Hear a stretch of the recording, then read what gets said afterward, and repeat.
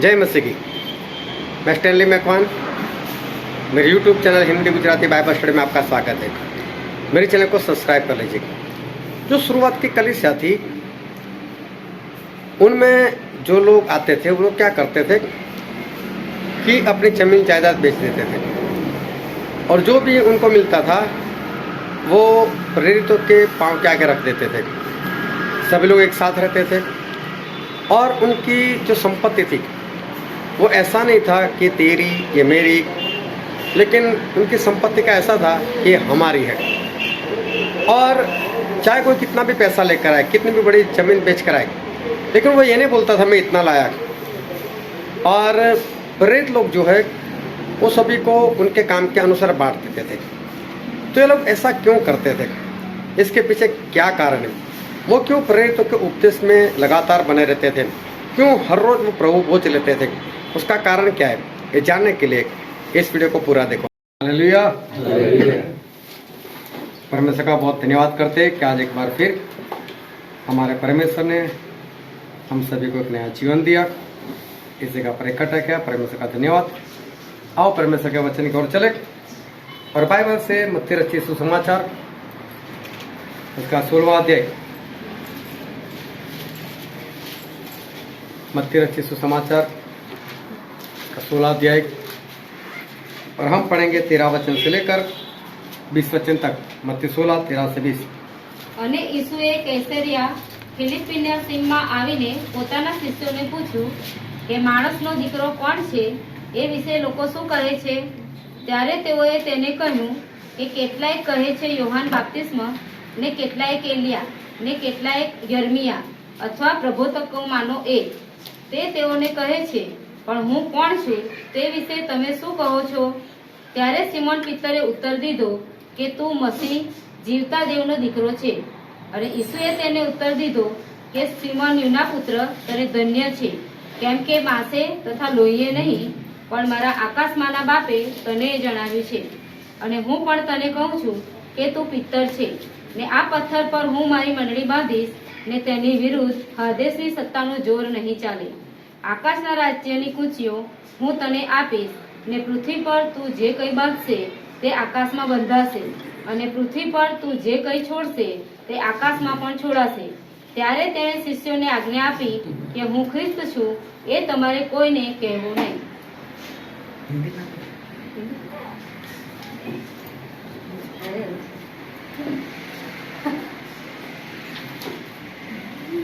मत्ती 16 13 से 20।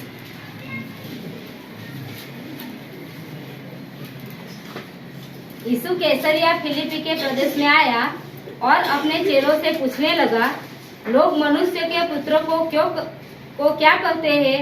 उन्होंने कहा, कुछ तो यूहन्ना बपतिस्मा देने वाला कहते हैं, और कुछ एलिया, और कुछ यर्मिया या भविष्यवक्ताओं में से कोई एक कहते हैं. उसने उनसे कहा, परंतु तुम मुझे क्या कहते हो? समन पतरस ने उत्तर दिया, तू जीते परमेश्वर का पुत्र मसीह है. यीशु ने उसको उत्तर दिया, हे शमौन, योना के पुत्र, तू धन्य है, क्योंकि मांस और लहू ने नहीं, परंतु मेरे पिता ने जो स्वर्ग में है यह बात तुझ पर प्रकट की है. और मैं भी तुझसे कहता हूँ कि तू पतरस है, और मैं इस पत्थर पर अपनी कलीसिया बनाऊंगा, और अधोलोक के फाटक उस पर प्रबल न होंगे. मैं तुझे स्वर्ग के राज्य की कुंजियां दूंगा, और जो कुछ तू पृथ्वी पर बांधेगा वह स्वर्ग में बंधेगा, और जो कुछ तू पृथ्वी पर खोलेगा वह स्वर्ग में खुलेगा. तब उसने चेलों को चिताया कि किसी से न कहना कि मैं मसीह हूँ. परमेश्वर पिता का वचन हमारे लिए बहुत ही आशीषित है, और परमेश्वर पिता का वचन सच्चा है, और बाइबल में लिखा है, यदि तुम सच्चाई को जानोगे सच्चाई तुम्हें आज़ाद करेगी। आज एक बार फिर बहुत ध्यान से परमेश्वर के वचन को सुनते रहना, ताकि परमेश्वर हमसे जो कुछ बात करना चाहते वो हम समझ सके, ग्रहण कर सके, और उसके अनुसार चलकर हम परमेश्वर के राज्य के वारिस बन सके। पिछले संडे 13 तारीख थी, और मैंने बताया था कि आज 13 तारीख, और 13 जो अंक है वो लोग शैतान का अंक मानते हैं। और मैंने एक बात बताई थी कि आज के दिन जो पोप है वो पोप एक 10 आज्ञा नहीं निकालकर सभी लोगों को देने वाले हैं। और ऐसा ही हुआ कि 13 नवंबर को 10 आज्ञा मूसा को जहाँ जो पहाड़ सिनाई पहाड़ के ऊपर मिली थी वहीं पर ये लोग इकट्ठा हुए, और सिर्फ पोप नहीं लेकिन सभी धर्म के अगुवे जो पूरे वर्ल्ड में सबसे बड़े हैं, ऐसे अगुवे जो है वो वहाँ पर सिनाई पहाड़ के ऊपर एक साथ इकट्ठा हुए और सभी ने मिलकर 10 आज्ञाएं जो है वो बनाई और दुनिया को वो 10 आज्ञाएं दी। ये किसी धर्म के लिए नहीं है, किसी कौम के लिए नहीं है, लेकिन ये 10 आज्ञा जो है वो पूरी मानव जाति के लिए इन लोगों ने बनाई है। दूसरी बात, जब हम बोलते हैं आज्ञा तो इसका मतलब ये कानून है, ये कोई हमें चेतावनी नहीं है, ये 10 हुक्म जो नहीं निकले वो ऐसा नहीं है कि वो लोग हमें कुछ समझाना चाहते हैं, ऐसा नहीं है। समझो कि कानून बन चुका है, आज्ञा जो हमें माननी ही माननी है, ऐसा है। और जो 10 आज्ञा उन्होंने दी उसमें से सबसे पहले आज्ञा ये है कि हम इस धरती के जिम्मेदार लोग हैं। अभी देखने जाओ तो इसमें कोई आज्ञा जैसा दिखता नहीं है कि हम इस धरती के जिम्मेदार लोग, लेकिन जिम्मेदार का मतलब ये होता है कि हमें इस धरती की देखभाल करनी है और अगर इसे कुछ नुकसान हो रहा है तो हमें उसको बचाना है। हमें तो नुकसान करना ही नहीं है, लेकिन अगर हमारे सामने कोई ऐसा कर रहा है तो हमें उसको रोकना है। ये समझो एक आज्ञा है। समझो आप कहीं पर जा रहे हो और कुछ ऐसी चीज, कोई ऐसे लोगों को आप देखते हो कि जो इस धरती को बिगाड़ रहे या तो ऐसा कुछ कर रहे, कहीं पर कोई कचरा जलाया जा रहा है तो प्रदूषण हो रहा है, तो आपकी जिम्मेदारी है, आप जिम्मेदार हो कि आपको उसे रोकना है। ये इनकी ओर से एक आज्ञा है। दूसरी आज्ञा उन्होंने दी है कि जो रचनाएं है, मतलब जो परमेश्वर की रचनाएं है, जैसे पेड़ पौधे समझ लो, जैसे पशु पंछी समझ लो, जैसे इंसान समझ लो, ये सारी जो परमेश्वर की रचना है वो सारी रचना हमें परमेश्वर से मिलाती है। देखने जाओ तो यहाँ पर भी कोई आज्ञा नहीं दिखती, लेकिन इसमें भी आज्ञा छुपी हुई है कि सारी परमेश्वर की रचना है वो हमें परमेश्वर से मिलाती है। और परमेश्वर से मिलाती है इसका मतलब परमेश्वर की जो रचना है उसे भी हमें मानना है, पेड़ पौधे को भी हमें मानना है, उसकी भी हमें पूजा आराधना करनी है, क्योंकि वो हमें परमेश्वर से मिलाती है। और इसलिए दूसरी आज्ञा ये है कि परमेश्वर की जो रचना है उसकी भी हमें वर्शिप करनी है, उसकी भी हमें आराधना करनी है। दूसरी आज्ञा इन लोगों ने जो बनाई वो ये है। तीसरी आज्ञा ये है कि जीवन में आने वाली जो भी बातें हैं वो हमें एक दूसरे से जोड़ती है। इसका मतलब ये है कि हमारे जीवन में जो भी घटनाएं होती है वो सारी घटनाएं हमें एक दूसरे से जोड़ती है। इसका मतलब जो भी हो रहा है उसमें हमें एक दूसरे की सहायता करनी। मतलब कि कल को हमें कोई और देव देवता के बारे में बता रहे, जैसे कई लोग होते हैं पानी पीने के वक्त भी किसी देव देवता का नाम लेते हैं तो हमें लेना पड़ेगा उसके सामने, हमें उसकी सहायता करनी पड़ेगी। इस तरह से ये आज्ञा जो है उन्होंने दी है। चौथी आज्ञा ये है कि किसी को भी नुकसान नहीं पहुंचाना है। कोई भी हो, पेड़ पौधा हो, इंसान हो, किसी को भी हमें नुकसान नहीं करना है। इसका मतलब ऐसा करते हुए अगर हम पकड़े गए, इंसान से लेकर पशु से लेकर पंछियों से लेकर वातावरण को लेकर किसी भी तरह का हम नुकसान कर रहे तो उसकी कोई भी कार्रवाई जो है वो हो सकती है। पांचवी आज्ञा ये है, कल की चिंता करो। ये 5वीं आज्ञा है। परमेश्वर बोलते कल की चिंता ना करो। इन लोगों ने जो आज्ञा बना कर दी है वो है कल की चिंता करो। इसका मतलब कल के बारे में सोचो। आप ऐसे ही कुछ ना करो, कल के बारे में सोचो। मतलब हमें हमारे भविष्य के बारे में सोचना है, हमारे बच्चों के बारे में सोचना है और कल के बारे में हमें चिंता करनी है। 6वीं आज्ञा ये है कि अपने घमंड, अपने अहम, अपने ईगो को छोड़कर दुनिया के लिए काम करो। मतलब इस संसार के लिए, दुनिया के लिए काम करो। परमेश्वर के लिए करो या ना करो वो अलग बात है, लेकिन दुनिया के लिए काम करो। फिर 7वीं आज्ञा है अपने अंदर की मौसम को बदलो। मतलब अपने आप को अंदर से बदलो। आज तक आप जैसा भी जीवन जीते थे, मतलब आप परमेश्वर को मानते थे, आप उनकी आराधना करते थे, आप सच्चाई से चलते थे, आत्मा से चलते थे, तो ये सब बदल दो। अभी आज तक जिसके भी पीछे चलते हो वो सब छोड़ो, लेकिन अभी इस आज्ञाओं को मानो। मतलब आज तक जो मानते थे उसको छोड़ो। 8वीं आज्ञा है पश्चाताप करो और मुड़ो। देखने से कितना अच्छा लगता है, पश्चाताप करो मुड़ो, अच्छी बात है। लेकिन ये मालूम है किस बात से हमें पश्चाताप करना है? कि आप लोग परमेश्वर को मानते थे, परमेश्वर के पीछे चलते थे, परमेश्वर की आज्ञा मानते थे, तो इससे पश्चाताप करो अभी और वापस मुड़ जाओ वहां से। परमेश्वर ने बोला कि इस धरती को भर दो। अब ऐसा नहीं चलेगा। अब अलग अलग मकान में जिस तरह से हम लोग रहते हैं, हमारा खुद का घर होता है या किराए से घर होता है, अलग अलग घर, ऐसा नहीं। अभी बड़ी बड़ी बिल्डिंगें बनाई जाएगी। बड़ी बड़ी बिल्डिंगें बोले तो 50 मंजिला, 100 मंजिला, 150 मंजिला, ऐसी बड़ी बड़ी बिल्डिंगें बनाई जाएगी और सभी लोगों को उसमें रहना है।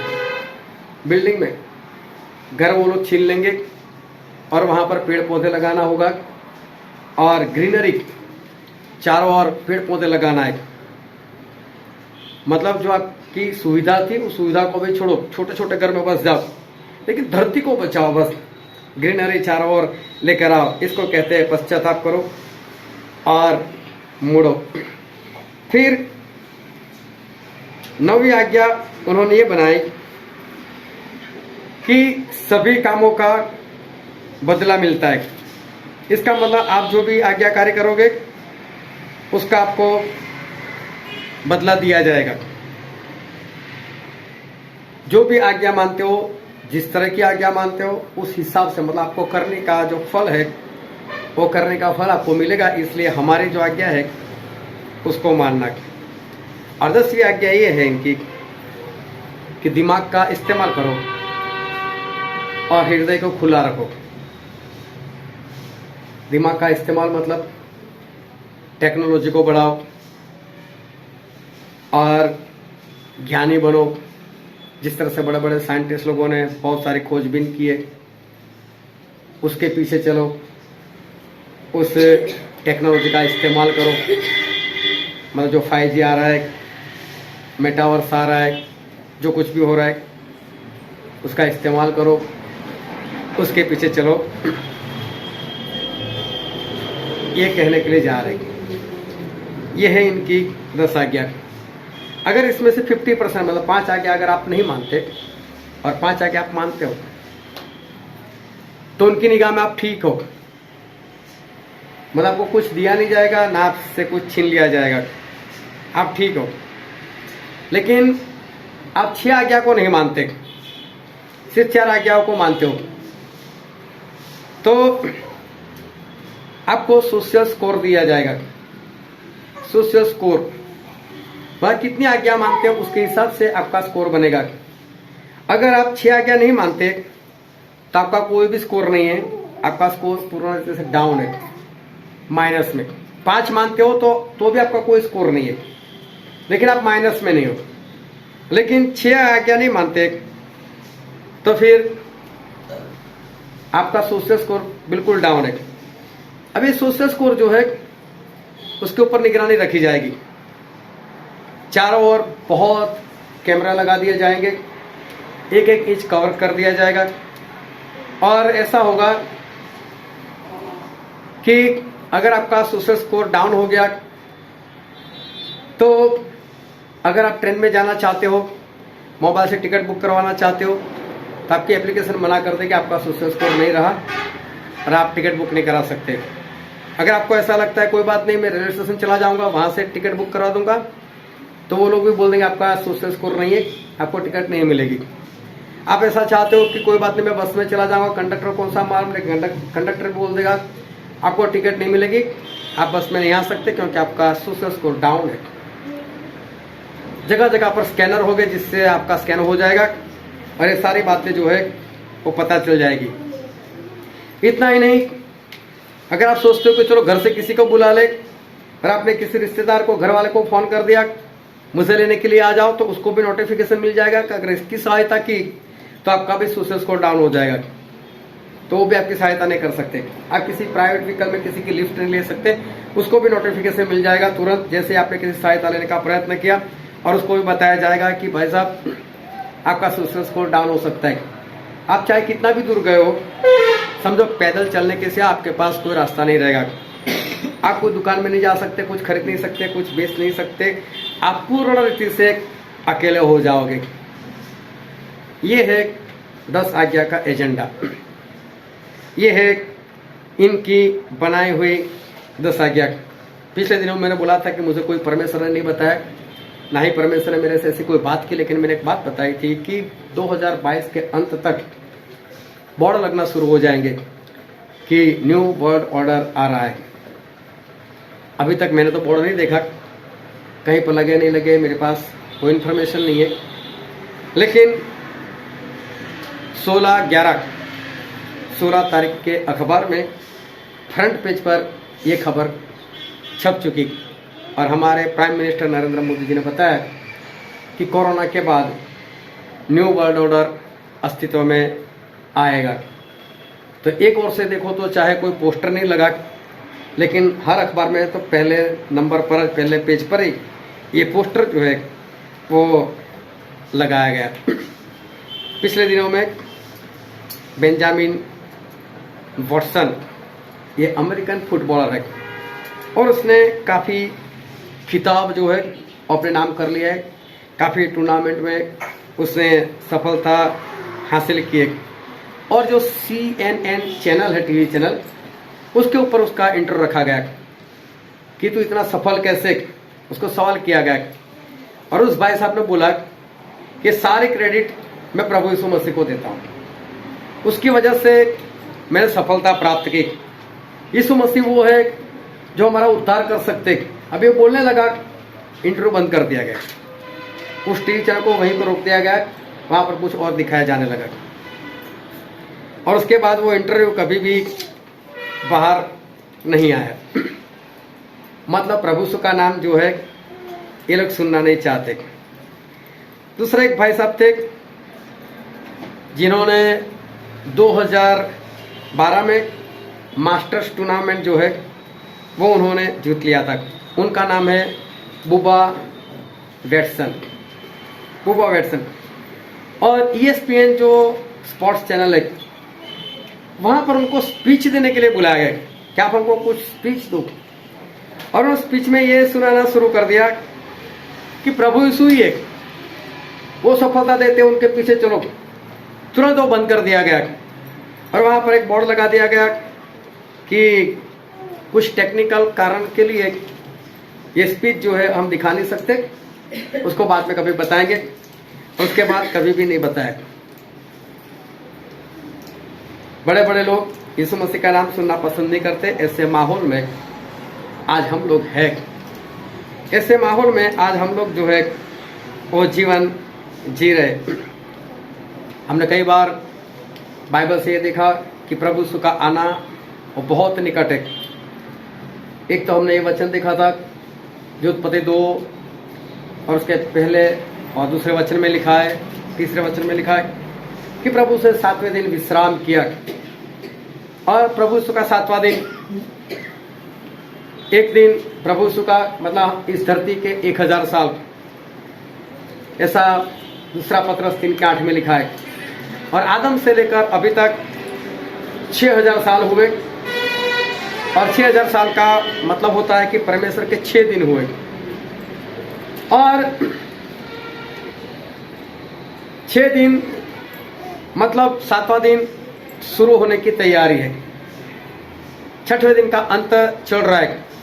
बस 7वां दिन वो विश्राम का दिन, 1000 साल का राज, प्रभु यीशु का आना, ये कब हो सकता है हम नहीं जानते, लेकिन ये 7वें दिन से पता चलता है कि बहुत जल्द ये घटना हो जाएगी। एक दूसरे वचन से भी हमने देखा था जहां पर प्रभु यीशु ने ऐसा कहा था, लूका 13:32 में, कि आजकल मैं भूतों को निकालता और बीमारियों को दूर करता हूं, और दूसरे दिन मैं संपूर्ण हो जाऊंगा। तो प्रभु यीशु आए, उसको आज तकरीबन 2000 साल खत्म होने को आए। जो प्रभु यीशु ने बोला था उस बात को 2000 साल होने को आए। एक बार फिर यहाँ से वही मैथमेटिक्स काम करता है। प्रभु यीशु बोलते हैं आज, मतलब हमारे तो 1000 साल, वो बोलते हैं कल, मतलब 1000 साल और 2000 साल, और तीसरे दिन में संपूर्ण हो जाऊंगा। मतलब आज तो मैं लोगों को चंगा करता हूँ, लोगों को छुटकारा देता हूँ, लेकिन तीसरे दिन में संपूर्ण हो जाऊंगा। मैं महिमा के सिंहासन के ऊपर बैठूंगा और मैं लोगों का न्याय करूंगा, लोगों को नरक में और स्वर्ग में डालने वाला हूं। ये भी प्रभु यीशु के आगमन की बात है। तो यहां से भी पता चलता है कि प्रभु यीशु का आना जो है वो कितना पास में।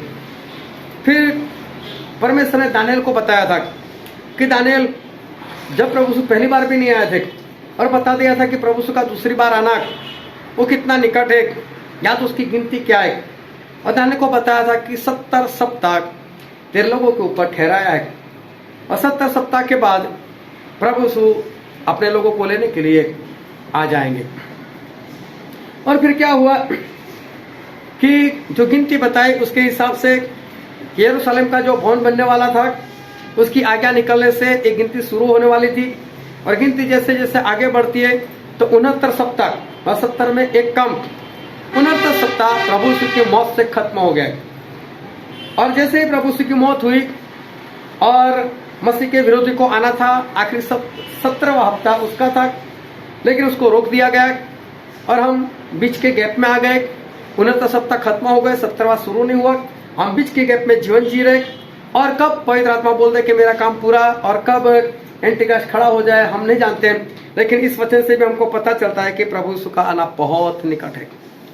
फिर एक वचन से और हमने देखा था, जो अंजीर की डाली जब कोमल होती है, जो मत्ती और उसका 24वां अध्याय 32 से 34 में लिखा है, उसके हिसाब से हमने ये वचन भी देखा हुआ था कि प्रभु यीशु का आना कितना निकट है। कि जब अंजीर मतलब इज़राइल जब नया नया वो देश बन जाए, और उस वक्त जो पीढ़ी अस्तित्व में आए, उस पीढ़ी की मौत से पहले प्रभु यीशु बोलते मेरा आना हो जाएगा। और 1948 में इज़राइल आज़ाद हुए, और उस वक्त जो पीढ़ी अस्तित्व में आई 1948 में, तब से लेकर आज तक तकरीबन वो लोग 74 साल के हो गए। और बाइबल में लिखा है, मूसा खुद कहते हैं कि हमारी आयु 70 या बल्कि 80 साल की है। उसके हिसाब से भी देखने जाओ तो हमारे पास वक्त नहीं है, और प्रभु यीशु का आना जो है वो बहुत निकट है। ये सारी बातें हम सीख चुके। एक बात और हम सीख चुके कि जो दुनिया में झूठी शिक्षा चल रही है कि प्रभु यीशु के आने से पहले, एंटीक्राइस्ट के आने से पहले रैप्चर हो जाएगा और मंडली उठाई जाएगी, जबकि बाइबल में हमने अलग अलग जगह से देखा हुआ है कि ऐसा कहीं पर भी बाइबल में आज तक लिखा हुआ नहीं मिला कि प्रभु एंटीक्राइस्ट के आने से पहले मसीह के लोग उठाए जाएंगे। ऐसा पूरा बाइबल में कहीं पर भी नहीं लिखा। लेकिन 1830 उस सन में लोगों को पैसा दे देकर ये झूठी शिक्षा फैलाई गई, और ये झूठी शिक्षा आज इतनी घर हो चुकी है लोगों के अंदर कि आज भी लोग यही सिखाते हैं कि एंटीक्राइस्ट आएगा, उससे पहले हम उठाए जाएंगे। लेकिन आज तक मुझे ऐसा कोई नहीं मिला जिसको मैंने पूछा हो ये ऐसा मानता हो, और जिसको मैंने बोला हो कि मुझे बाइबल से बताओ, एक भी आज तक मुझे नहीं मिला कि जिसने बाइबल से ये साबित किया हो। लेकिन हम साबित कर सकते कि एंटीक्राइस्ट के जमाने में परमेश्वर के लोग वो है और उठाए नहीं गए, क्योंकि एंटीक्राइस्ट लोगों से जबरदस्ती करता है, मेरी मूर्ति की पूजा करो, मेरे मुहर लो, और जो मूर्ति पूजा नहीं करता, जो मुहर नहीं लेता, उनको मार भी देता है। तो फिर परमेश्वर के लोग हैं तभी तो ऐसा हो रहा है। तो इससे पता चलता है कि हाँ परमेश्वर के लोग वहां थे। रैप्चर जो है वो एंटी क्राइस्ट के बाद ही है। मंडली का उठाया जाना वो आखिरी दिन ही है, उससे पहले नहीं उठाए जाने वाले। तो ये सारी बातें जो है वो हम सीख गए। तो अभी समझो कि प्रभु यीशु के आने में एक ही भविष्यवाणी बाकी है, और वो ये है कि एंटी क्राइस्ट का उठना। और ये कब हो जाए हम जानते नहीं। हो सकता है अभी हम लोग मीटिंग में बैठे और अभी अभी हमको पता चल जाए कैसा हो गया, ऐसा भी हो सकता है। हम एक पल के लिए भी हम कुछ भी नहीं कह सकते। ऐसी अवस्था में, ऐसे वक्त में हम लोग जीवन जी रहे। एंटी क्राइस्ट आ रहा है और उसके बाद प्रभु यीशु भी आ रहे हैं। एंटी क्राइस्ट के लोग वो एंटी क्राइस्ट के लिए तैयार हो रहे, और प्रभु यीशु जो है वो भी वापस आने के लिए, दूसरी बार आने के लिए वो भी तैयार बैठे हुए। बस वो इंतजार कर रहे, पूरा रेडी होकर। जो स्वर्गदूत है अपनी तुरिया लेकर वो भी पूरे रेडी बैठे हुए। बस पिता परमेश्वर बोले और हम लोग धरती पर भागे। पूरा रीति से वो लोग रेडी है। जिस तरह से प्रभु यीशु को आना है उस तरह से स्वर्ग में सारी तैयारियां हो चुकी है, सब कुछ हो चुका है। और ये आज से नहीं, आज से तकरीबन 2000 साल पहले परमेश्वर ने यूहन्ना को आत्मा में सारी बात बता दी कि देख सारे तैयार है आने के लिए। हालेलुया। तो प्रभु यीशु पूर्ण रीति से तैयार है आने के लिए। एंटी क्राइस्ट भी पूर्ण रीति से तैयार है खड़ा होने के लिए। एंटी क्राइस्ट के लोग भी तैयार है। वो ध्यान समझना, क्योंकि बाइबल में ऐसा लिखा है। हम पढ़ते हैं प्रकाशित वाक्य और उसका 7वां अध्याय और उसका 1, 2 और 3 वचन। इसके बाद मैंने पृथ्वी के चारों कोनों पर 4 स्वर्गदूत खड़े देखे। वे पृथ्वी की चारों हवाओं को थामे हुए थे, ताकि पृथ्वी या समुद्र या किसी पेड़ पर हवा न चले। फिर मैंने एक और स्वर्गदूत को जीवते परमेश्वर की मुहर लिए हुए पूरब से ऊपर की ओर आते देखा। उसने उन चारों स्वर्गदूतों से, जिन्हें पृथ्वी और समुद्र की हानि करने का अधिकार दिया गया था, ऊंचे स्वर से पुकार कर कहा, जब तक हम अपने परमेश्वर के दासों के माथे पर मुहर न लगा दे, तब तक पृथ्वी और समुद्र और पेड़ों को हानि न पहुंचाए। हालेलुया। जाग रहे हो कि नहीं? हालेलुया। अभी ध्यान से समझो कि यहाँ पर जिस तरह से बाइबल में लिखा है 4 स्वर्गदूत, सही में स्वर्गदूत नहीं है, सिर्फ दूत शब्द लिखा है, लेकिन ट्रांसलेशन में यहाँ पर स्वर्ग आगे लिख दिया है। सही में सिर्फ दूत की बात की। दूत मतलब मैसेंजर। 4 दूत ये एंटी क्राइस्ट के लोग हैं, और ये लोग जो है वो अपना काम करने के लिए पूर्ण रीति से तैयार। आज से 2000 साल पहले की बात, प्रभु यीशु के मौत से पहले की बात। ये लोग तैयार थे कि जैसे ही यीशु मसीह मर जाए हमें हमारा काम शुरू करना है। और तभी एक और स्वर्गदूत, मतलब पवित्र आत्मा की बात की।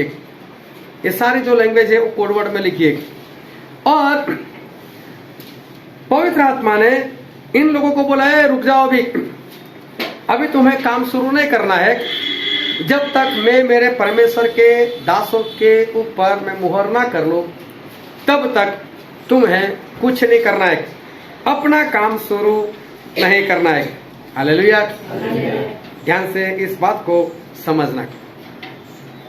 क्यों उनको रोका गया? क्योंकि वो तैयार थे। इसका मतलब एंटी क्राइस्ट आज से नहीं, एंटी क्राइस्ट के लोग आज से नहीं, लेकिन प्रभु यीशु की मौत जब होने वाली थी तभी से ये लोग जो है वो तैयार बैठे हुए कि जैसे ही प्रभु यीशु की मौत हो जाती है हम लोग अपना काम शुरू कर देते। वो सभी लोग उस वक्त तैयार थे। और आगे भी पढ़ते हैं 2 थिस्सलुनीकी इसका 2 अध्याय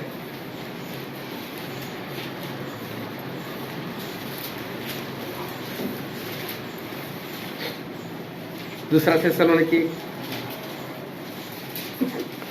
उसका 2 अध्याय और 6 और 7 वचन। जिसने अपने आप को सबके छुटकारे के दाम में दे दिया और उसकी गवाही ठीक समय पर दी गई। मैं सच कहता हूँ, झूठ नहीं बोलता। दूसरा थेसलोनिकी दूसरा अध्याय 6 और 7।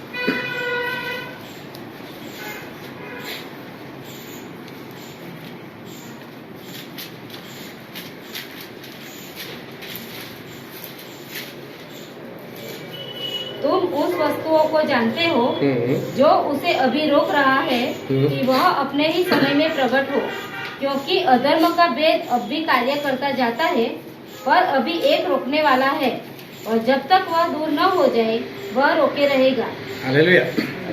देखो यहाँ पर लिखा है, रोकने वाले को जब तक दूर नहीं किया जाएगा, और रोकने वाले पवित्र आत्मा है, जब तक उनको हटाया नहीं जाएगा तब तक एंटीक्राइस्ट अपने आप को प्रकट नहीं कर सकता। लेकिन उसको रोका, इसका मतलब क्या? वो रेडी था, उसने अपनी पूरी तैयारी जो है वो कर ली है। एंटीक्राइस्ट के लोग, वो लोग भी पूर्ण रीति से तैयार है। एलन मस्क, जो इस दुनिया का सबसे धनी इंसान है, वो दिमाग में लगाने वाली एक चिप के साथ एंटीक्राइस्ट के लिए वो तैयार हो चुका है। बिल गेट्स सभी को वैक्सीन देने की तैयारी के साथ वो भी एंटीक्राइस्ट के लिए तैयार है। सऊदी अरेबिया नियम सिटी बनाते हुए एंटीक्राइस्ट के लिए पूर्ण रीति से तैयार है।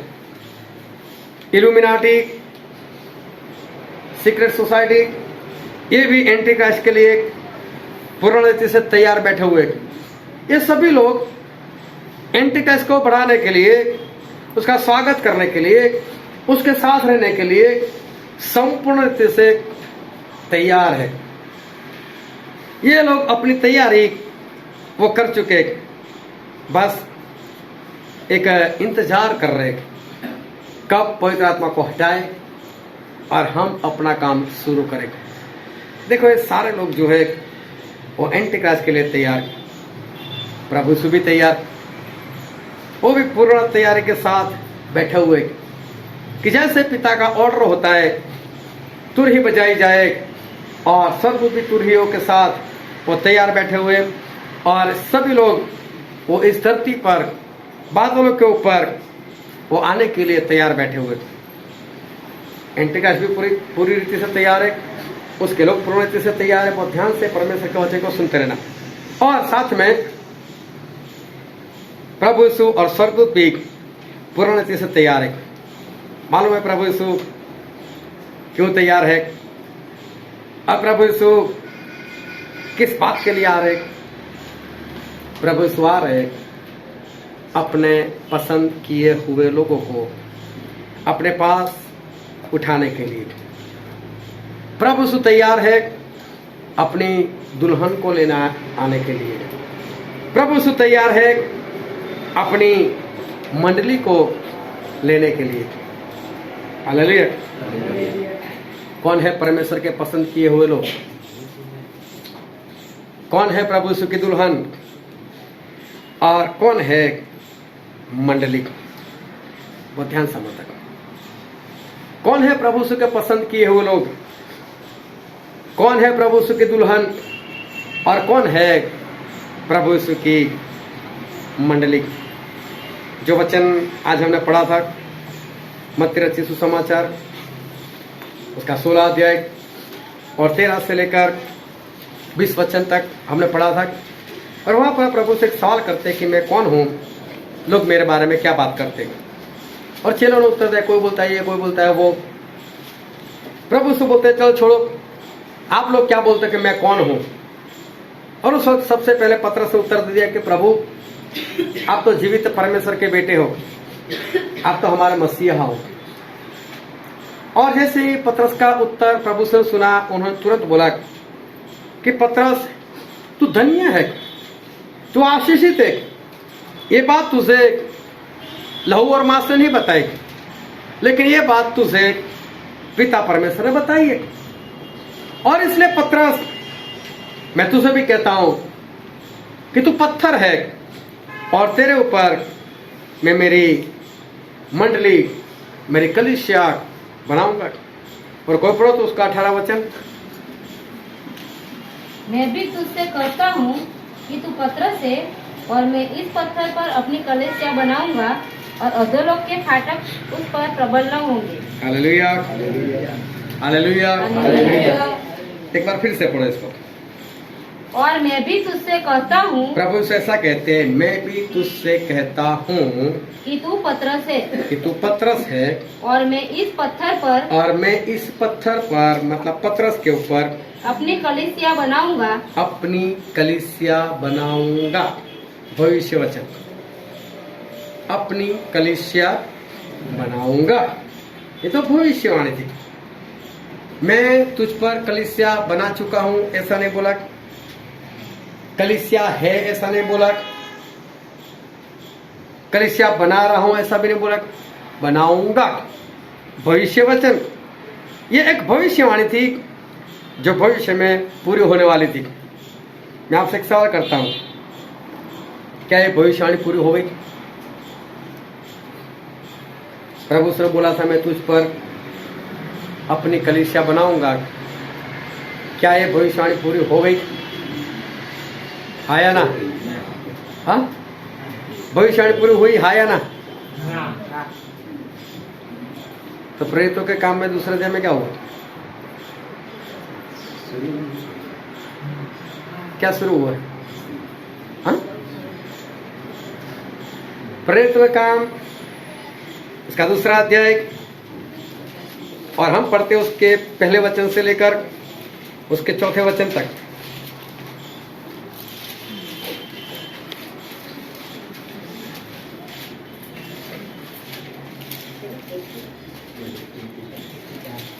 जब पेंटिकुस्त का दिन आया तो वे सब एक जगह इकट्ठे थे।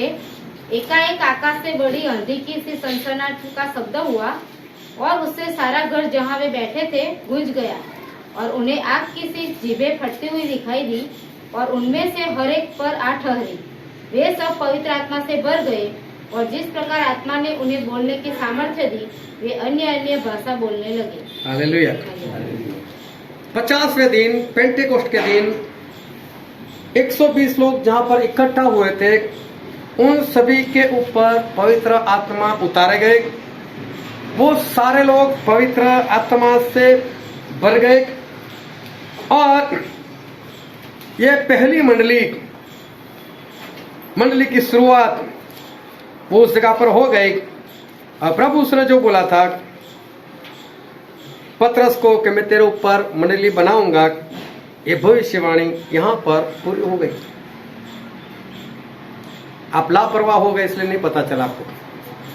ये तो एक बार नहीं 1000 बार हम सीख चुके कि 50वें दिन मंडली हो गई, बन गई थी। 120 लोगों से शुरुआत हुई मंडली की। और ये भविष्यवाणी जो प्रभु ने पतरस को कहा था, जो वचन हमने पढ़ा मत्ती का 16वां अध्याय और उसका 18वां वचन कि मैं तुझ पर मंडली बनाऊंगा, वो वचन, वो भविष्यवाणी, वो प्रभु यीशु के उठाए जाने के 50वें दिन ये भविष्यवाणी वो पूरी हो गई, मंडली बन गई। उसके बाद पहला प्रचार हुआ और 3000 लोग उस मंडली के अंदर मिल गए। इनकी गिनती 3120 हो गई। आगे बढ़ते बढ़ते उनकी गिनती 5000 की हो गई। लेकिन ये मंडली बनी कब? ये मंडली बनी कब? ये मंडली तब बनी कि जब उनके ऊपर पवित्र आत्मा आए, जब वो सारे पवित्र आत्मा से भर गए तब। इसका मतलब मंडली तब बनी जाती है जब कोई इंसान वो पवित्र आत्मा से भर जाता है। हालेलुया।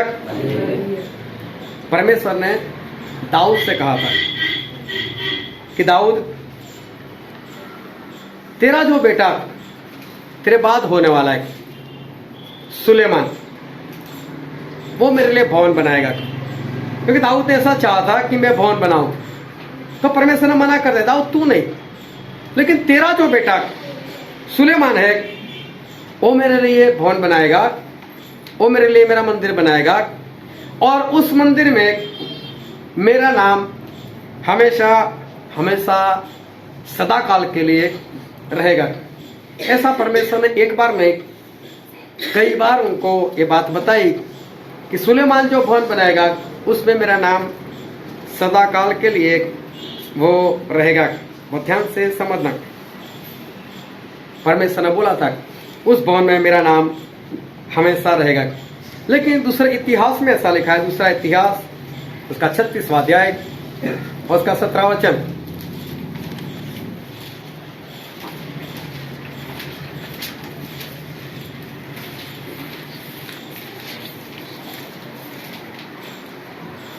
जब यहोवाहाज राज्य करने लगा, नहीं दूसरा इतिहास 36 इसका 17वां वचन। तब उसने उस पर कसदियों के राजा से चढ़ाई करवाई और इसने उनके जवानों को उनके पवित्र भवन ही में तलवार से मार डाला। और क्या जवान, क्या कुंवारी, क्या बूढ़े, क्या पक्के बाल वाले, किसी पर भी कोमलता न की।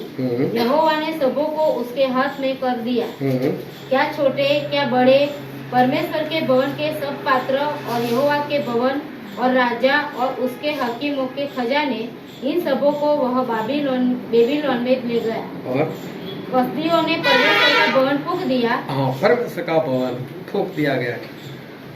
सुलेमान ने जो भवन बनाया था और परमेश्वर ने बोला था कि इस भवन में मेरा नाम सदा काल के लिए रहेगा, उस भवन को नबूकदनेस्सर राजा ने फूंक दिया, उसको जलाकर भस्म कर दिया। उसके बाद इज़रा और नहम्याह आए और कई सालों के बाद इस भवन को दोबारा बनाया गया और एक बार फिर उन्होंने सुधार कर उस भवन को बनाया। उसके बारे में बाइबल में नहीं लिखा, बनाया वो लिखा है। लेकिन उसके बाद सन 135 में जब बाइबल का आखिरी पुस्तक भी लिखा गया था, उसके बाद की बात है, सन 135 में तीतस नाम का एक बादशाह है और तीतस नाम के बादशाह ने इजराइल के ऊपर चढ़ाई कर कर पूरे इजराइल को फूंक दिया, पूरे इजराइल को। और एक भी इंसान ऐसा नहीं बचा कि जो इजराइल में रुका हो, सारे इजराइल छोड़कर भाग गए और उसने बड़े बड़े पत्थर लाकर पूरे इजराइल को ढांप दिया और परमेश्वर के भवन को उसने भी जलाकर भस्म कर दिया। और आज तक वो परमेश्वर का भवन जो सुलेमान का था वो आज तक तीसरी बार नहीं बना। आज भी इजराइल तैयार है कि हम तीसरी बार उस भवन को बनाए, लेकिन आज तक ये मुमकिन नहीं हुआ। आज वो भवन है ही नहीं और बरसों से नहीं है। और अगर वहां पर कुछ है तो वहां पर मस्जिद बनी हुई है उस जगह पर, लेकिन परमेश्वर का भवन आज वहां पर नहीं है। क्या हुआ परमेश्वर के वादे का? परमेश्वर ने बोला था कि इस भवन में मेरा नाम सदा काल के लिए रहेगा, तो वो भवन क्यों फूंक दिया गया? एक बार नहीं, दो बार क्यों फूंक दिया गया? क्या हमारे परमेश्वर कमजोर है? क्या परमेश्वर कमजोर है इसलिए परमेश्वर उस भवन को नहीं संभाल सके? किस कारण से ऐसा हुआ? हमारे परमेश्वर वो कमजोर नहीं है। लेकिन जब प्रभु यीशु इस धरती पर आए तो उन्होंने एक बात बताई और हम पढ़ते हैं यूहन्ना रचित सुसमाचार उसका 2 अध्याय, यूहन्ना 2 और 19, 20 और 21 वचन। यीशु ने उनको उत्तर दिया, इस मंदिर को ढा दो और मैं इसे 3 दिन में खड़ा कर दूंगा। प्रभु यीशु ने ऐसा बोला कि इज़रा नहम्याह वाला जो भवन है उसको बोले ढा दो, खत्म कर दो, उसको गिरा दो। और प्रभु यीशु बोलते हैं कि मैं इसको 3 दिन में खड़ा कर दूंगा। बहुत ध्यान से समझना। फिर यहूदियों ने कहा, इस मंदिर के बनाने में 46 वर्ष लगे हैं और क्या तू उसे 3 दिन में खड़ा कर देगा? बोले 46 साल लगे इसको बनाते बनाते, और क्या तू 3 दिन में उसको बना सकता है? फिर परंतु उसने अपने देह के मंदिर के विषय में कहा था। लेकिन प्रभु यीशु ने तो अपने देह के बारे में कहा था। हालेलुया, देह के बारे में कहा था। मतलब भवन वो नहीं था जो सुलेमान ने बनाया, लेकिन भवन तो वो है जो प्रभु यीशु का शरीर था। प्रभु यीशु ने दाऊद को बोला था, दाऊद तेरा बेटा सुलेमान, और सुलेमान नाम जो है उसका मतलब होता है शांति। और वही दाऊद के वंश से प्रभु यीशु आए थे। और प्रभु यीशु को लोग बोलते थे कि दाऊद की संतान। तो सही में वो भविष्यवाणी जो हुई थी वो दाऊद की संतान सुलेमान के लिए नहीं, कि सुलेमान जो भवन बनाएगा उसमें मेरा नाम हमेशा के लिए रहेगा, वो भवन की बात नहीं थी। लेकिन वो सुलेमान मतलब प्रभु यीशु जो खुद शांति है, वो जो भवन बनाएंगे उस भवन में मेरा नाम हमेशा रहेगा, उसमें से मेरा नाम कोई नहीं निकाल सकता। हालेलुया। और फिर कुरिन्थी में ऐसा लिखा है, पहला कुरिन्थी उसका 3 अध्याय उसका 16 और 17 वचन।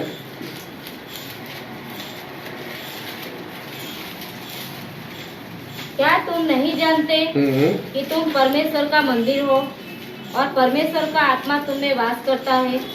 यदि कोई परमेश्वर के मंदिर को नष्ट करेगा तो परमेश्वर उसे नष्ट करेगा, क्योंकि परमेश्वर का मंदिर पवित्र है और वह तुम हो। क्या लिखा है? परमेश्वर का मंदिर, परमेश्वर का भवन कौन है? हम लोग हैं। हालेलुया। फिर उसका 6 का 19 पढ़ो। क्या तुम नहीं जानते कि तुम्हारी देह पवित्र आत्मा का मंदिर है जो तुम में बसा हुआ है और तुम्हें परमेश्वर की ओर से मिला है और तुम उन्हें अपने नहीं हो? हालेलुया। एक बार फिर यहाँ पर लिखा है कि तुम परमेश्वर का भवन हो। तो परमेश्वर का सच्चा भवन कौन है? हम है। जो भविष्यवाणी दाऊद के वक्त की गई थी कि तू नहीं, तेरी संतान, वो संतान प्रभु यीशु, वो तेरी संतान जो भवन बनाएगा उस भवन में परमेश्वर कहते हैं कि मेरा नाम हमेशा रहेगा। हालेलुया। और वो भवन कौन है? हम है। वो भवन कौन है? हम भवन कब है? कि जब हमारे अंदर क्या है? पवित्र आत्मा। जब हमारे अंदर पवित्र आत्मा है तो ही हम परमेश्वर के भवन है। और क्या बोला था कि दाऊद तेरी संतान जो बनाएगा। तो ये भवन किसने बनाया? कौन सा सुनो? ये भवन किसने बनाया? कौन से परमेश्वर ने बनाया? प्रभु यीशु ने बनाया। ये पिता परमेश्वर ने नहीं बनाया, ये पवित्र आत्मा ने नहीं बनाया, लेकिन प्रभु यीशु ने बनाया। कैसे बनाया? एक वचन हम पढ़ते हैं, यूहन्ना उसका 14 अध्याय का 16 वचन। मैं पिता से विनती करूंगा और वह तुम्हें एक और सहायक देगा कि वह सर्वदा तुम्हारे साथ रहे। हालेलुया। हालेलुया। बहुत ध्यान समझना। एक बार फिर से पढ़ो। मैं पिता से विनती करूंगा। मैं पिता से विनती करूंगा। कौन बोल रहा है सर? प्रभु से बोल रहे। मैं पिता से विनती करूंगा और वह तुम्हें एक और सहायक देगा। और वो तुम्हें एक और सहायक कौन? पवित्र आत्मा। हाँ, कि वह सर्वदा तुम्हारे साथ रहे। कि वो सर्वदा तुम्हारे साथ रहे। हालेलुया। अभी ध्यान से समझना। प्रभु से ऐसा कहते हैं, मैं पिता से विनती करूंगा। अभी देखो, विनती करना। अगर मुझे कोई बोले कि तू विनती कर, मैं क्यों किसी की विनती करूं? विनती वो करता है जो गिरा हुआ है, और अपने से बड़ा जो है उसको विनती कर सकता है। अगर कोई प्यून है, चपरासी है, वो मैनेजर से विनती करेगा, लेकिन मैनेजर कभी चपरासी से विनती, वो प्लीज यार पानी पिला दे, उसको क्या, ए पानी ला। लेकिन चपरासी वो तो पानी की तो विनती भी नहीं कर सकता। वो तो मैनेजर को साहब मेरा पगार बढ़ा दो, मेरी तनख्वाह बढ़ा दो, ऐसे विनती कर सकता है। प्रभु यीशु जिनके बारे में बाइबल में लिखा है, प्रकाशित वाक्य 1:8 में, मैं सर्वशक्तिमान, मैं पहला, मैं आखिरी, मैं अल्फा, मैं ओमेगा। इसका मतलब पिता परमेश्वर जो है उन्हीं की समानता में प्रभु यीशु है। जैसा प्रभु यीशु का स्वभाव था वैसा तुम्हारा भी हो। जो परमेश्वर के तुल्य थे लेकिन फिर भी परमेश्वर के तुल्य समझना नहीं चाहा, जो परमेश्वर की समानता में है।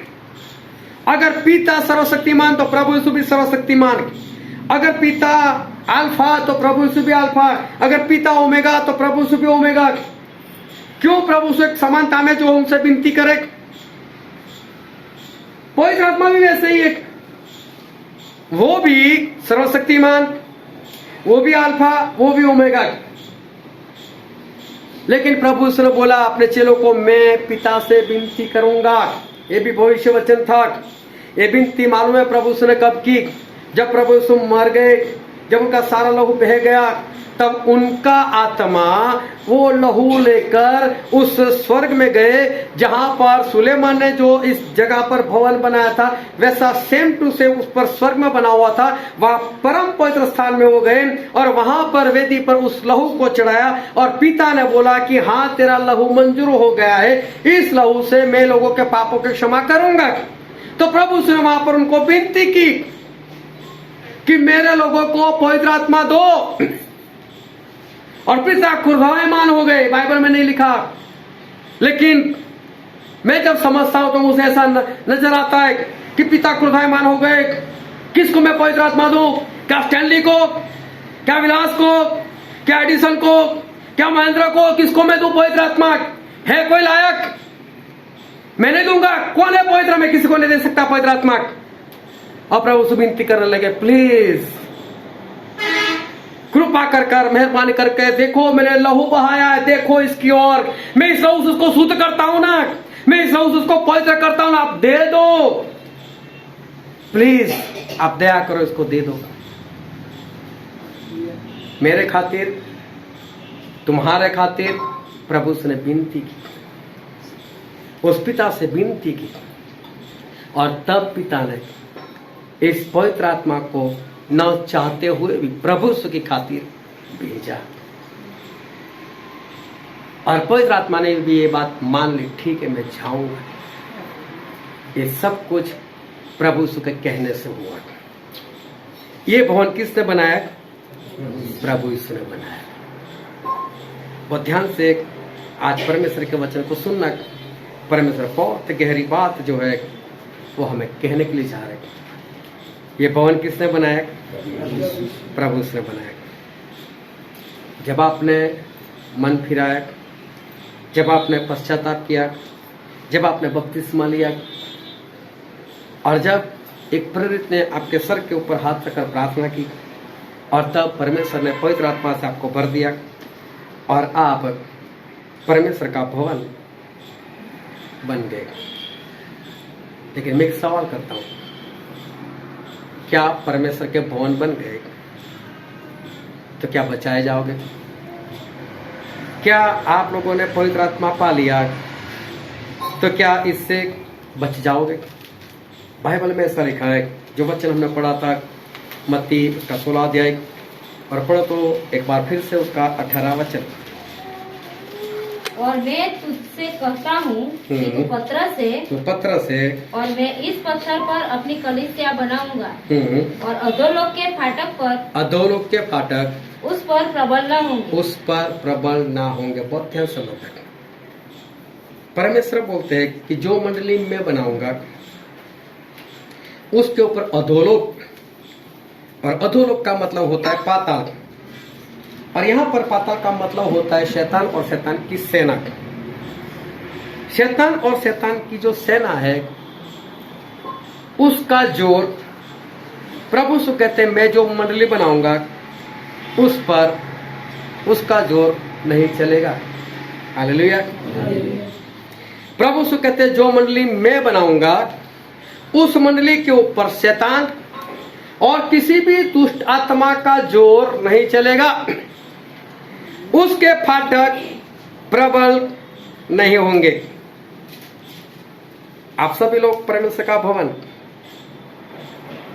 क्या अधोलोक के फाटक, क्या शैतान और दुष्ट आत्माओं की शक्तियां क्या आपके ऊपर प्रबल नहीं होती? क्या आया ना? आपके ऊपर प्रबल होती है या नहीं होती? डर से क्यों? बोलो, है ना? प्रभु ने ऐसा बोला था कि जो मंडली मैं बनाऊंगा उस पर अधोलोक के फाटक प्रबल ना होंगे। लेकिन आप सभी के ऊपर वो प्रबल होते। किसी को घर में कुछ काम था, मैं इसी मंडली की बात कर रहा हूं, और उसको सहायता की जरूरत थी, सहायता की जरूरत थी। किसी को बोल दिया सहायता करने आना, और उससे बोल दिया मैं सहायता करूंगा। और ऐसा हुआ, जिस दिन सहायता करनी थी उसी दिन उसके शरीर में कुछ ऐसी बात हो गई जिसके कारण वो सहायता नहीं कर सकते थे, और इसलिए उन्होंने मना कर दिया कि मेरी हालत ऐसी है, इसलिए मैं सहायता नहीं कर सकता। और उसको डाउट गया कि ये बहाना बना रहे या सही में उनके साथ ऐसा कुछ हुआ है। संगत के तीसरे व्यक्ति को फोन किया, उसको फोन करो, जान लो ना ये बात सही है गलत है। क्या ये कोई पवित्र आत्मा वाली बात है? क्या ये अधोलोक के फाटक उस पर प्रबल नहीं है? क्या उनको पता नहीं चलता कि शैतान उनके अंदर काम कर रहा है? आज भी अंदर अंदर खिंचातानी नहीं है, आज भी एक दूसरे को बुरा लग जाए, ऐसे मैसेज क्या नहीं हो रहे? क्या आज लोगों को पता नहीं चल रहा है कि पवित्र आत्मा खो बैठे? आज भी 11 बजे की मीटिंग 11:05 पर जाना, 7 बजे की मीटिंग 7:05 को जाना, 10 बजे की होल नाइट तो 10:05 को जाना। कितनी लापरवाही है। आज भी कई लोगों के बारे में जब मुझे सुनने को मिलता है, बहुत स्पीड से जा रहे हैं। क्यों? वक्त पर निकल नहीं पाए घर से। क्यों निकल नहीं पाए? लापरवाह है। एक बार ऐसा हो सकता है, लेकिन दोबारा हुआ इसका मतलब आप लापरवाह हो, आप आलसी हो। जो काम जिस वक्त पर करना चाहिए आप नहीं कर रहे। क्या अधोलोक के फाटक क्या प्रबल नहीं है? आज भी दूसरों के पाप दिखाई देते, लेकिन खुद जो करते वो नहीं दिखाई देता। आज भी खुद की आंखों में जो लट्ठा पड़ा वो नहीं दिखता, लेकिन दूसरों की आंखों में तिनका दिखता है। आज भी फरीसी जैसे लोग, प्रभु वो चुंगी लेने वाले जैसा तो मैं नहीं हूं, मैं तो 10 मास देता हूं, मैं 2 बार उपवास करता हूं। तो क्या हो गया? क्या आज ये अधोलोक के फाटक वो काम नहीं कर रहे? तुम्हारा शरीर वो पवित्र आत्मा का भवन है। हालेलुया। भवन तो सुलेमान ने भी बनाया था। क्या नबूकदनेस्सर ने तोड़ नहीं डाला? क्या उसको फूंकने दिया? क्या ऐसा नहीं हुआ है?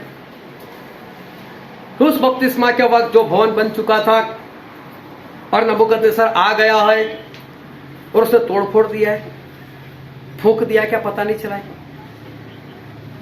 क्या ऐसा नहीं हुआ कि तीतुस बादशाह आ गया और उसने उस भवन को फूंक दिया?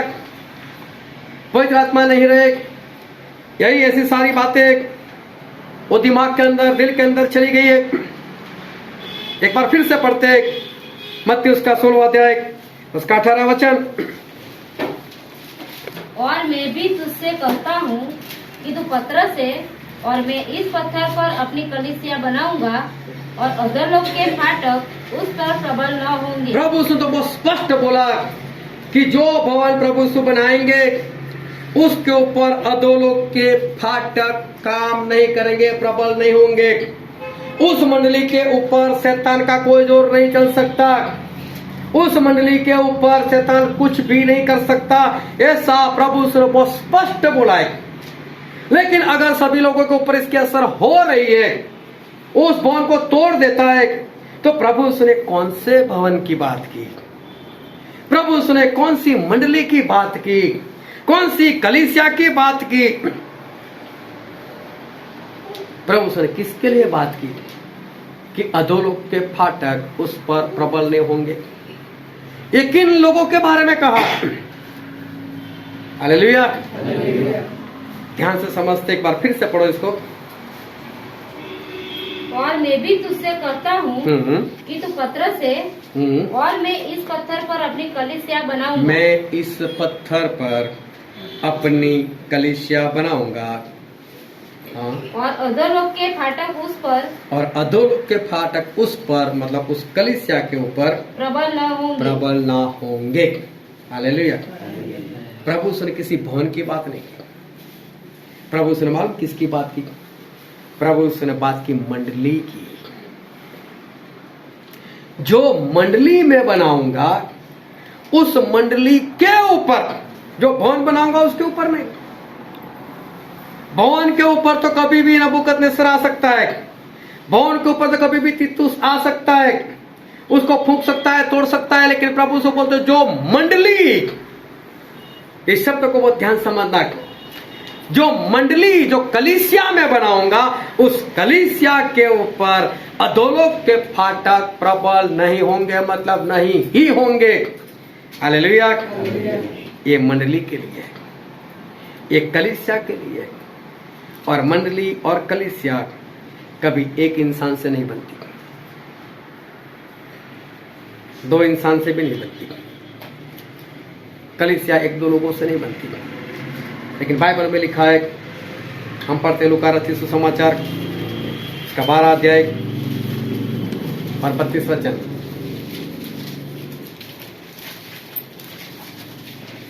हे छोटे झुंड, मत डर, क्योंकि तुम्हारे पिता को यह भया है कि तुम्हें राज्य दे। तुम्हें राज्य दे, तुम्हें अनंत जीवन दे। किसको बोला?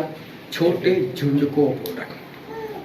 मंडली एक दो लोगों से नहीं बनती, चाहे छोटा लेकिन झुंड होना चाहिए, चाहे छोटी पर टोली होनी चाहिए। हालेलुया। सभी लोग अपना ध्यान इधर लगाए रखो। हे छोटे झुंड, छोटी टोली, एक दो से मंडली नहीं बनती, एक दो से कलीसिया नहीं बनती। चाहे छोटा पर एक झुंड जो है वो होना चाहिए। इसमें एक भीड़, एक टोली जो है वो होता है। पता है मंडली कैसे बनी? सबसे पहली मंडली कैसे बनी? हम पढ़ते प्रेरितों के काम, उसका पहला अध्याय, उसका 14 और 15 वचन।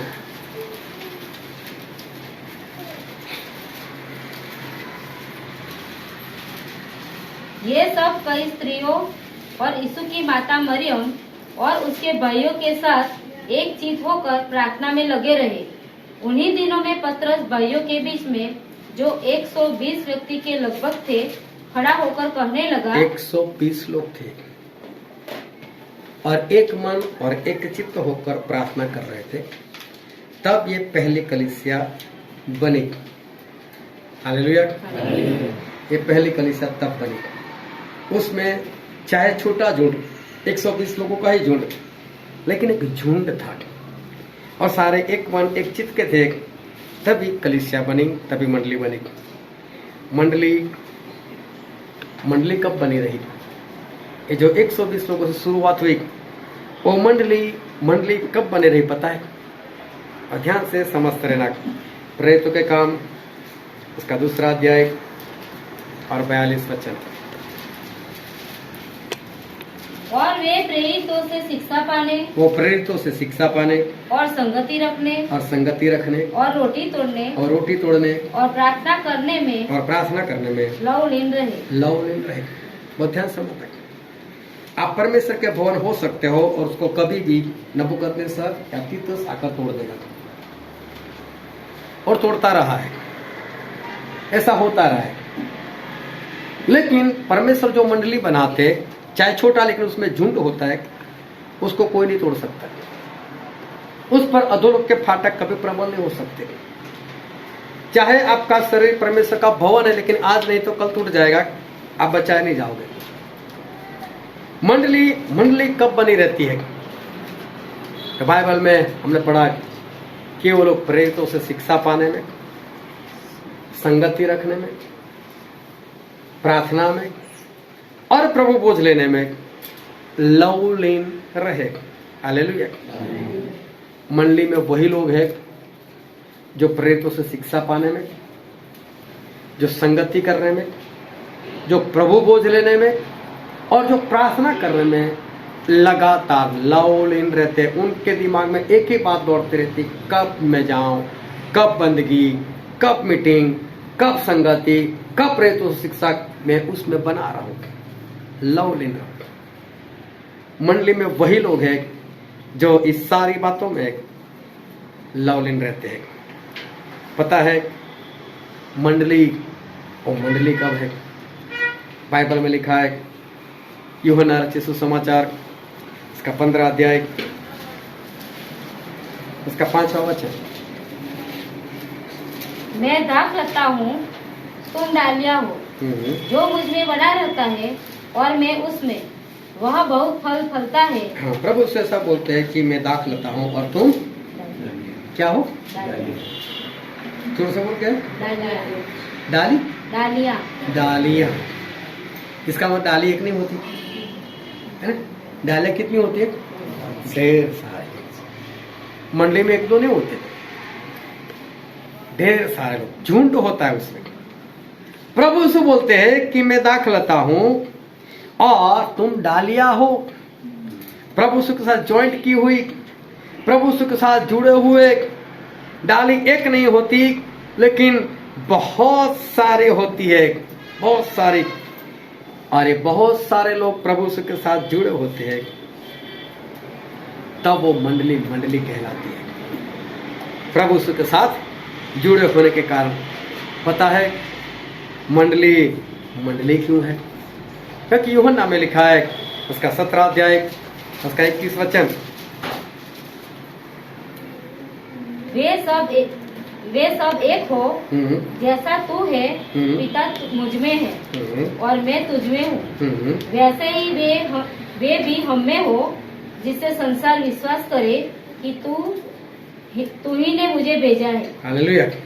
प्रभु से ऐसा बोलते, हे पिता, जैसे आप मुझ में हो और मैं आप में, उसी तरह से ये सारे हमारे अंदर हो। हालेलुया।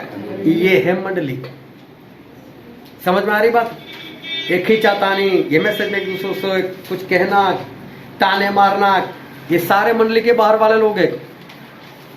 ये सारे मंडली के बाहर वाले लोग, इसमें से एक भी मंडली में नहीं, इसमें से कोई नहीं बचाया जाने वाला।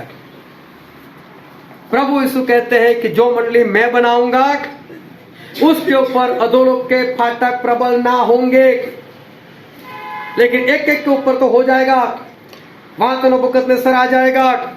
लेकिन जो मंडली है, जो प्रभु यीशु पिता के अंदर और पिता प्रभु यीशु के अंदर और जो उन दोनों के अंदर समा गए हैं, इस तरह से एकता में एक है, वो ही मंडली है। अगर आप पिता परमेश्वर में, आप प्रभु यीशु में, आप पवित्र आत्मा में, क्या शैतान की ताकत है आपको आकर छुए? क्या दोनों के फाटक प्रबल हो सकते हैं? वो मंडली पर प्रबल नहीं होंगे, एक एक के ऊपर तो प्रबल होता आया है। पता है मंडली क्यों है? वो ध्यान समझना है। पता है मंडली क्यों है? क्योंकि प्रेरितों के काम में लिखा है उसका 2 अध्याय और 44 से 47 तक 47। और सब विश्वास करने वाले इकट्ठे रहते थे। सब इकट्ठे रहते थे और उनकी सब वस्तुएं साझे में थी। सब वस्तुएं साझे की थी, मतलब किसको ये नहीं कहता था मेरी है, तेरी है, हमारी है। वे अपनी अपनी संपत्ति और सामान बेच कर जैसी जिसकी आवश्यकता होती थी बांट दिया करते थे। वे प्रतिदिन एक मन होकर मंदिर में इकट्ठे होते थे और घर घर रोटी तोड़ते हुए आनंद और मन की सिधाई से भोजन किया करते थे और परमेश्वर की स्तुति करते थे और सब लोग उनसे प्रसन्न थे और जो उद्धार पाते थे उनको प्रभु प्रतिदिन उनमें मिला देता था। हालेलुया। ध्यान समझो, ये है मंडली। एक साथ रहते, सब कुछ बेच बाच कर एक जगह पर हो जाते थे। ये है मंडली। चाहे छोटा लेकिन झुंड होना चाहिए। अलग अलग रहने वाले मंडली नहीं है। अलग अलग रहते हैं तो अधोलोक के फाटक प्रबल होंगे और होते रहे, लेकिन मंडली तो ये है।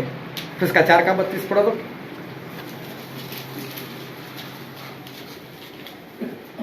विश्वास करने वालों की मंडली एक चीज और एक मन की थी।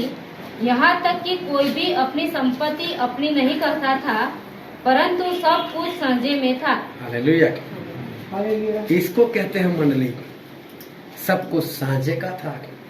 एक मन थे, एक चित्त थे, एक दूसरे से पूरी तरह से प्रेम करते थे। इसको कहते हैं मंडली। हालेलुया। पता है मंडली मंडली क्यों है? क्योंकि प्रेरितों के काम में लिखा है, इसका 12वां अध्याय, इसका 5वां वचन। बंदी गृह में पतरस बंद था, परंतु कलीसिया उसके लिए लव लगाकर परमेश्वर से प्रार्थना कर रही थी। हालेलुया। मंडली लव लगाकर, मन लगाकर, है ना, वो पतरस के लिए प्रार्थना करती थी। इसने हल गवाही दी। अभी गवाही दी की बेइज्जती कर दी, मालूम नहीं। कल होल नाइट में बहुत कम लोग थे, है ना।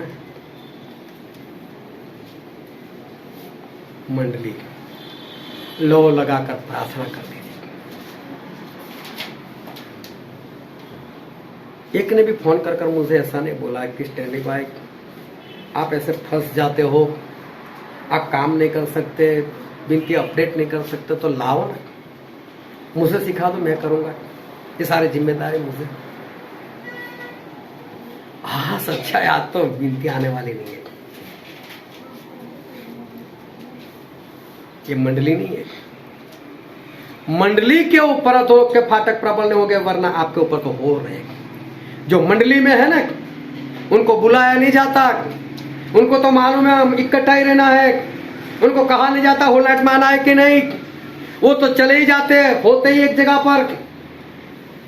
ये है मंडली, वही बचाए जाएंगे। बहुत ध्यान समझना, इससे कहते हैं मंडली। मालूम है मंडली मंडली क्यों है? क्योंकि इफिसी में लिखा है, इफिसी इसका 2 अध्याय और 20, 21 और 22 वचन। प्रेरितों और भविष्यवक्ताओं की नींव पर, जिसके होने का पत्थर मसीह यीशु स्वयं है, बनाए गए हो, जिसमें सारी रचना एक साथ मिलकर प्रभु में एक मंदिर बनती जाती है, जिसमें तुम भी आत्मा के द्वारा परमेश्वर का निवास स्थान होने के लिए एक साथ बनाए जाते हो। Hallelujah, hallelujah. अभी ध्यान से समझता है, एक एक वचन एक बार फिर से पढ़ते उसको। प्रेरितों और भविष्यवक्ताओं की नींव पर, जिसके कोने का पत्थर मसीह यीशु स्वयं ही है। हाँ, जिसका कोने का मेन पत्थर वो तो प्रभु यीशु खुद है। बनाए गए हो। बहुत ध्यान समझना। एक बिल्डिंग जब बनाई जाती है, ये पुराने जमाने की बात है, तो कोने में कोई ऐसा पत्थर रखा जाता है जिसके ऊपर पूरी बिल्डिंग जो है खड़ी की जाती थी। और यहाँ पर एक आत्मिक बिल्डिंग तैयार हो रही है, एक आत्मिक भवन तैयार हो रहा है, एक आत्मिक मंडली तैयार हो रही है, और उसके कोने का पत्थर स्वयं प्रभु यीशु खुद है। और उसके ऊपर प्रेरित और भविष्यवक्ता की नींव के ऊपर विश्वासी लोग जो है वो जुड़ते हैं। फिर पढ़ो। जिसमें सारी रचना एक साथ मिलकर, ये रचना मतलब एक एक विश्वासी लोग, ये रचना मतलब ऐसे लोग जिन्होंने पवित्र आत्मा पाया है, ऐसे लोग प्रभु में एक पवित्र मंदिर बनती जाती है। ये सभी लोग एक दूसरे के साथ जुड़कर, हालेलुया, कैसे एक दूसरे के साथ जुड़कर, जैसे जिस भवन में अभी हम लोग बैठे उसमें कई सारी ईंटें हैं, वो ईंटें एक दूसरे के साथ जुड़कर ये हॉल बना है।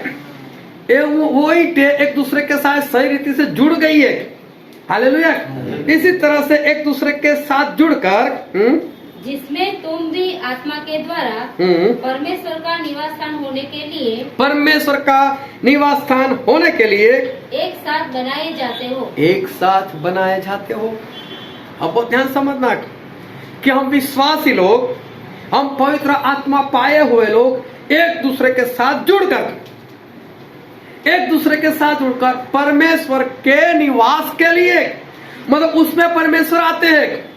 जब पवित्र आत्मा आपके अंदर आते हैं तब आपका शरीर भवन बनता है, लेकिन ये भवन एक दूसरे के साथ जुड़कर परमेश्वर के पिता परमेश्वर के निवास के लिए एक बड़ा भवन बनता है। हालेलुया। जब ईंटें रखते हैं ना और आखिरी कोना आता है ना, तो मिस्त्री देखता है, वो ईंट रखकर देखता है, अरे यार पूरी ईंट तो नहीं आएगी, आधी ही आएगी। तो आधी को क्या करता है, तोड़ देता है, सेट होना पड़ता है। ईंटें बोले मैं तो ना टूटू, तो सेट होगी। हमें अपने आप को तोड़कर भी एक दूसरे के साथ सेट होना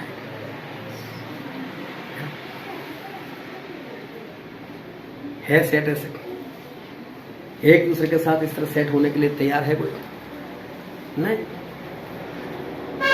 एक दूसरे के साथ इस तरह सेट होना पड़ता है, तब वो परमेश्वर के लिए एक भवन बनता है। आपका शरीर सिर्फ पवित्र आत्मा का भवन बना है, और आप जल्दी से उस भवन में नहीं जुड़े तो नबूकदनेस्सर तैयार है, तीतस तैयार है आपको तोड़ने के लिए, उस भवन को फूकने के लिए। लेकिन ये सारे भवन, ये सारी ईंटें एक दूसरे के साथ जुड़ जाए तब एक मंडली बनती है, तब परमेश्वर के कलीसिया बनती है, तब परमेश्वर के निवास के लिए एक बड़ा भवन जो है वो तैयार होता है। और मालूम है उसमें हमारे परमेश्वर वो रहने के लिए आते हैं। क्यों हमारे परमेश्वर उसमें रहने के लिए आते मालूम?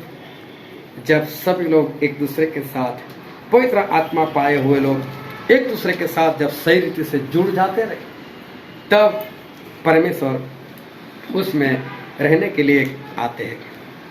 पिता परमेश्वर उस भवन के अंदर बसते हैं।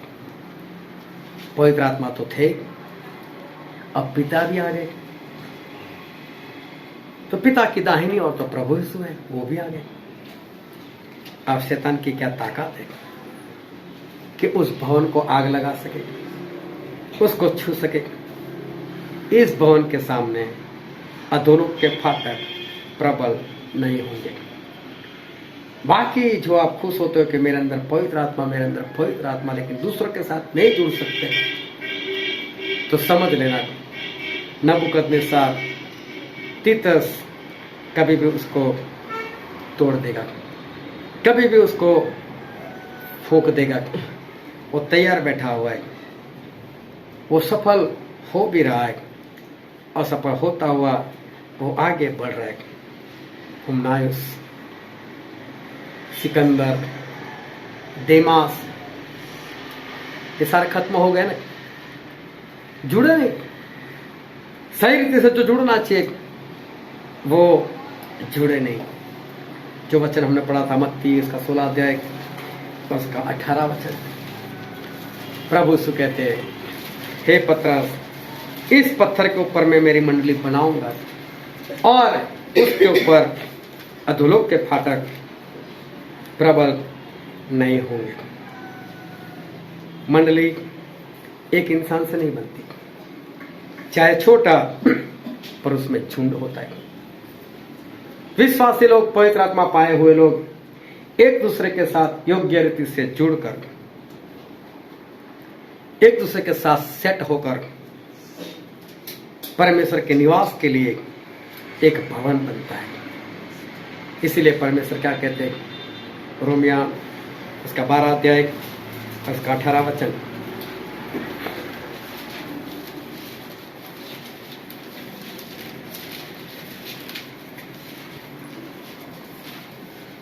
जहाँ तक हो सके तुम भरोस सब मनुष्य के साथ मेल मिलाप रखो। क्या लिखा है?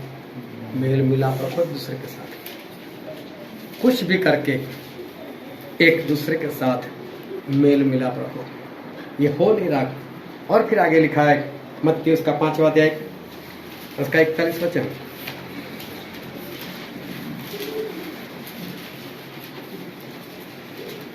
जो कोई तुझे कोस भर बेघर में ले जाए तो उसके साथ 2 कोस चला जा। परमेश्वर कहते हैं अगर तेरे तुझसे कोई 1 मील दूर लेकर जाए, जबरदस्ती से लेकर जाए, 2 मील जा, मतलब तुझसे प्रेम कर, तुझसे नहीं चाहता लेकिन तू उसके जैसा बन, उसके साथ उस तरह से बात कर और तू उसको बचा ले। 1 मील नहीं 2 मील चल, कोई गलत शिक्षा में है कोई बात उसके साथ चल, उसको समझा, बाहर आकर बात करने से क्या फायदा, उसको तू बचा ले। ऐसा परमेश्वर कहना चाहते, तभी हम मंडली में जुड़ सकते हैं। पवित्र आत्मा पाकर हम परमेश्वर का भवन तो बन चुके हैं।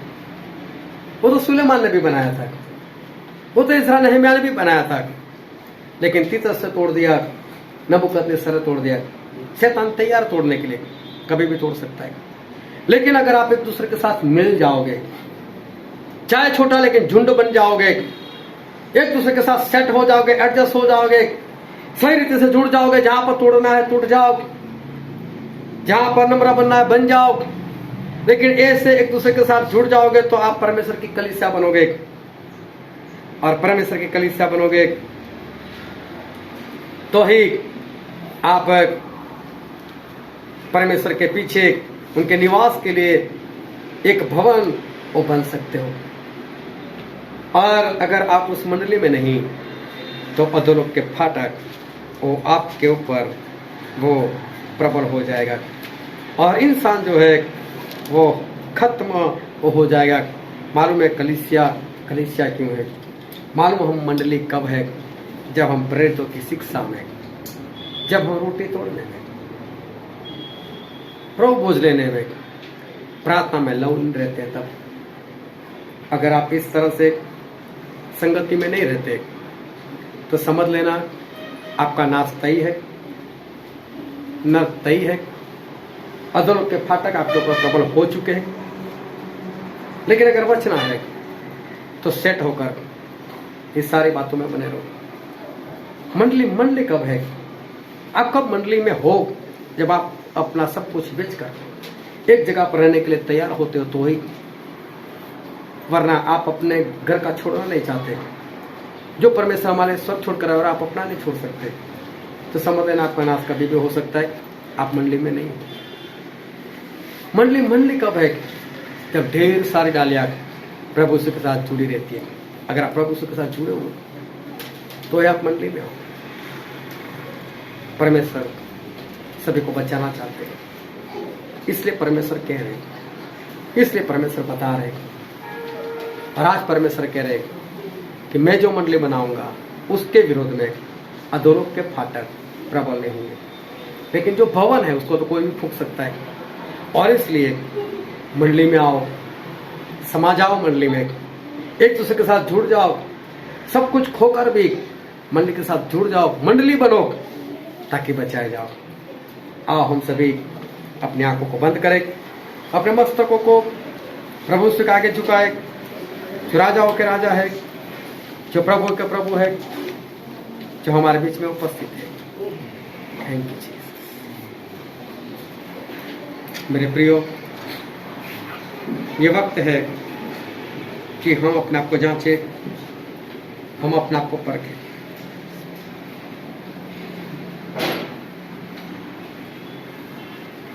क्या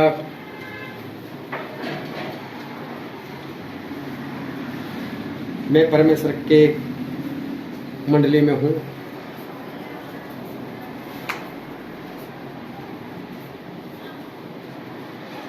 या मैं एक भवन बनकर खुश हूं जिसको कभी भी नबूकदनेस्सर, जिसको कभी भी तीतस बादशाह तोड़ सकता है, शैतान तोड़ सकता है।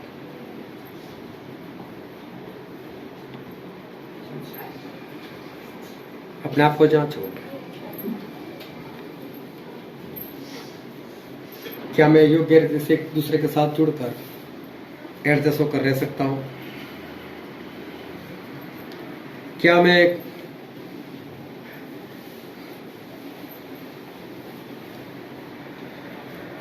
परमेश्वर के निवास के लिए, एक भवन बनने के लिए मैं एक दूसरे के साथ जुड़ता हूं?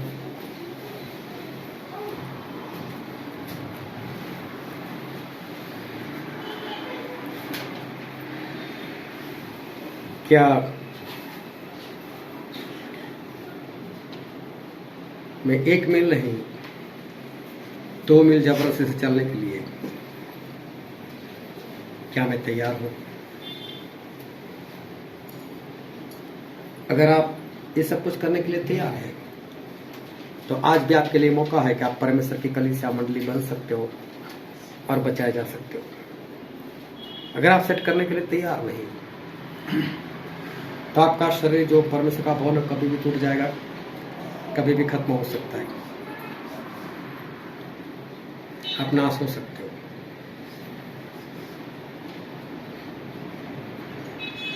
परमेश्वर की मंडली में आ जाओ, अपने आप को बचाओ। ये वचन समझने के लिए, ग्रहण करने के लिए, उसके अनुसार चलने के लिए प्रभु की कृपा होने पाए। Thank you Jesus.